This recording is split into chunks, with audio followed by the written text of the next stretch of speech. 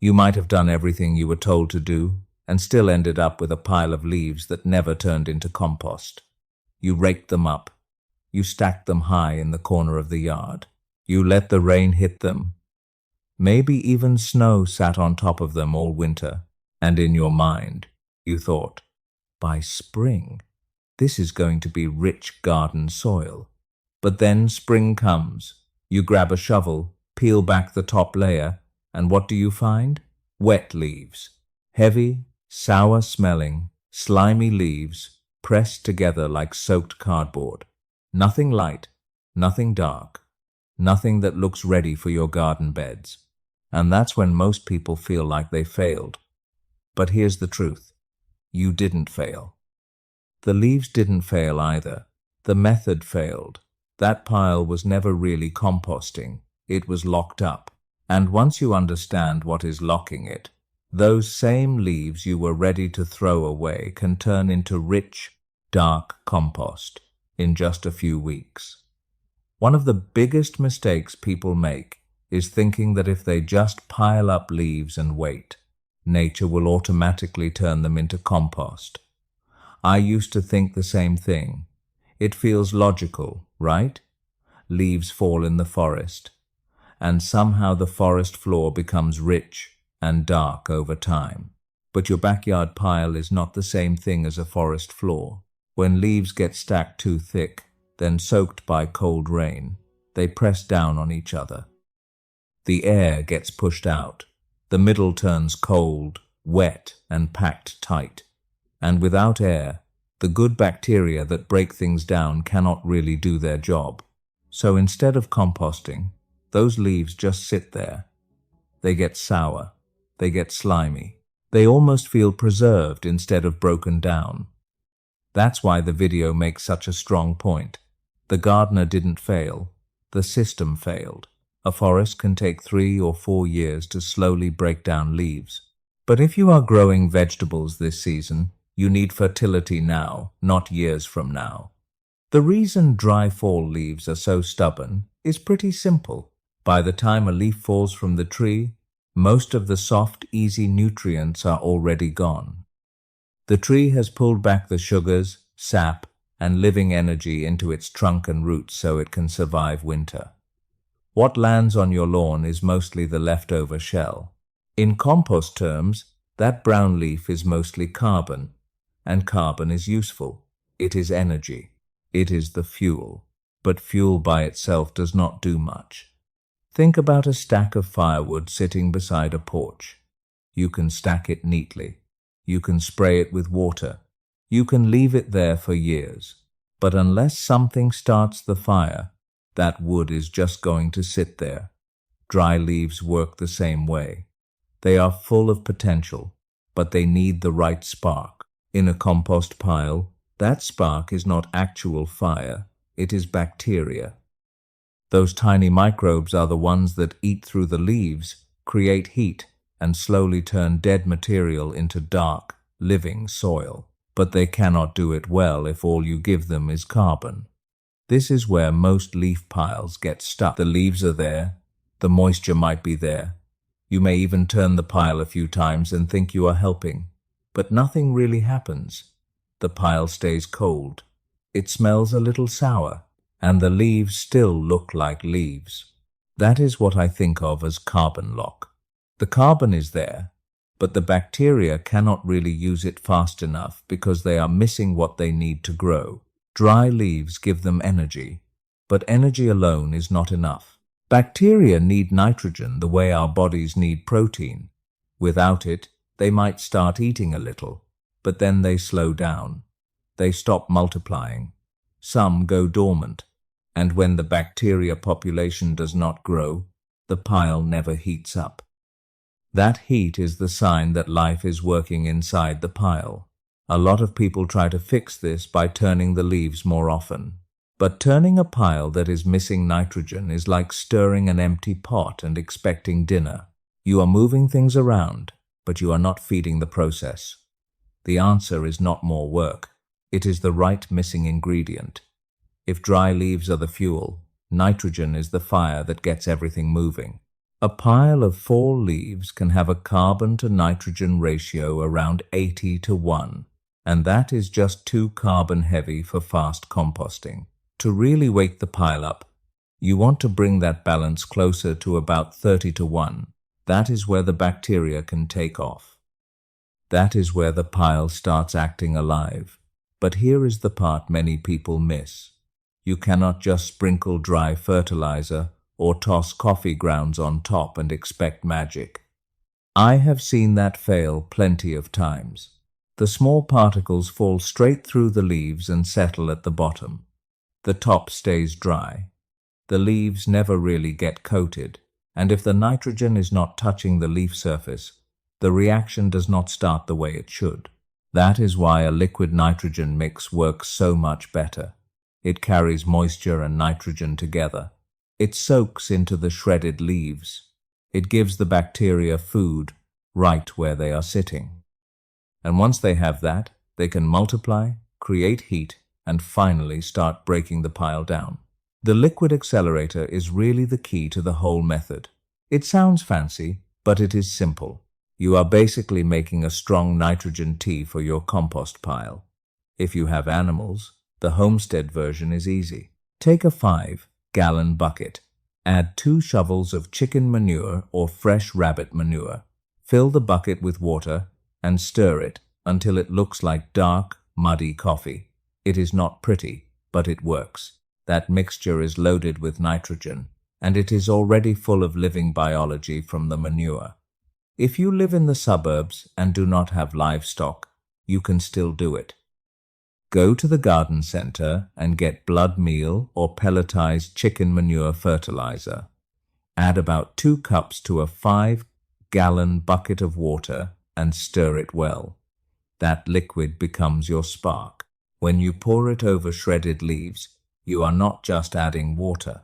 You are feeding the microbes. You are coating the carbon with what it needs to finally break open. That is when the pile changes from a dead stack of leaves into a living compost engine. Before you even start building the pile, there are 2 things that really matter. First, do not build it on concrete if you can avoid it. Put it right on bare soil or grass. That ground contact matters more than people think. The soil underneath is alive. Worms, fungi, bacteria, and tiny organisms can move up into the pile when the conditions are right. And when the pile gets too hot, too dry, or starts changing, they can move back down into the ground. It keeps the whole system connected. But if you build on concrete, you cut that off. The pile becomes isolated.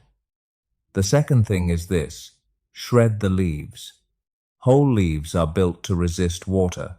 They have that waxy surface, and when they stack together, they act like thousands of little tarps. Water runs off. The nitrogen liquid runs off. The inside of the pile can stay dry, even when the outside looks wet. When you run those leaves through a mower, everything changes. You break that waterproof shape. You create torn edges. You open up more surface area. Now the liquid can soak in, and the bacteria have more places to feed. Whole leaves can sit there for a year and barely change. Shredded leaves, treated the right way, can break down fast enough that you actually see progress in weeks, not seasons. Once your leaves are shredded and your nitrogen liquid is ready, you do not just dump everything into one big mess. You build it in layers, almost like making lasagna. Start with about 6 inches of shredded leaves. Then sprinkle the liquid accelerator over that layer. Do not flood it, just wet it evenly. Then mix it with your hands, a rake, or a fork, so every bit of leaf gets touched. This is where you check the moisture. Grab a handful and squeeze it hard. If water runs out, it is too wet. Add more dry leaves. If it falls apart like dry paper, it is too dry. Add more liquid or a little water. What you want is that wrung-out sponge feel. It should hold its shape, and maybe 1 or 2 drops should show when you squeeze. Then keep layering until the pile is at least 3 feet wide and 3 feet tall. That size helps it hold heat. Cover it loosely with a tarp, but do not seal it tight. It still needs air. For the first 3 days, leave it alone. If you built it right, by day 3 or 4 you should see steam and feel real heat in the center. Around day 5, turn it. Move the outside into the middle and the hot center to the outside. Add a little water if it feels dry, then cover it again. Keep doing that every couple of days. By day 18 or 20, the pile may stop heating up. That is not a problem. That means the hot phase is done, and the compost is moving into its final curing stage. This video is not really just about a compost trick. It is about changing the way we look at the stuff sitting right in our own yard. Most of us see fallen leaves as a problem. They cover the lawn. They clog the corners. They make the yard look messy. So we rake them up, pile them somewhere, and hope time will turn them into something useful. But compost does not work well on hope alone. That is the part a lot of people miss. A good compost pile is not just a pile of yard waste. It is a living system. And like any living system, it needs the right balance. It needs carbon. It needs nitrogen. It needs water. And it needs air. If one of those pieces is missing, the whole thing slows down. The main idea here is carbon lock. Dry leaves have plenty of carbon. That is the fuel. But they do not have enough nitrogen to help the bacteria grow fast. And those bacteria are the workers inside the pile. They are the ones doing the real job. They eat, multiply, create heat, and break the leaves down. But if all they get is carbon, they cannot build up their population. It is like giving someone a lot of firewood but no match. The energy is there, but nothing really takes off. That is why a leaf pile can sit for months and still look almost the same. It was never truly alive. It was just waiting for the missing piece. What I like about this method is that it does not just say, add nitrogen. It explains how to add it in a way that actually works.